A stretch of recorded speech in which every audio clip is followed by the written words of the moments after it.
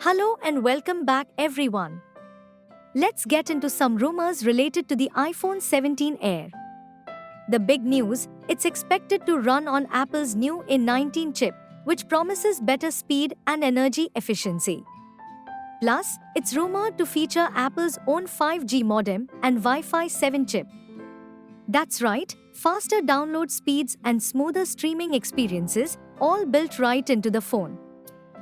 One of the standout features of the iPhone 17 Air is how thin it's going to be.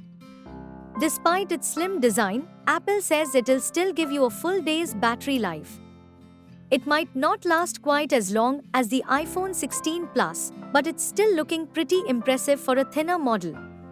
It will sit somewhere in between the standard iPhone 17 and the Pro model, making it a solid choice if you want a thinner device. In terms of design, the iPhone 17 Air is expected to have a sleek aluminum body. The screen size will likely be around 6.55 to 6.6 inches, a bit smaller than the 6.7-inch screen on the iPhone 16 Plus. Apple's ProMotion technology will be included, giving the screen a super smooth 120Hz refresh rate. The front camera is set to be upgraded to 24 megapixels, which should result in better selfies and FaceTime calls. The Face ID components will be smaller, so the dynamic island could shrink too. The rear camera might only feature a single lens, placed at the top center of the phone instead of the usual top left corner. This could give the iPhone 17 Air a cleaner look while still delivering great photo quality. On top of all that, the iPhone 17 Air will likely have a USB-C port, but it won't support the super-fast USB 3.0 speeds. The phone will also come with an improved anti-reflective coating to make the screen more scratch-resistant. Even though the iPhone 17 Air won't have all the Pro features, rumors suggest it could start at $1,299.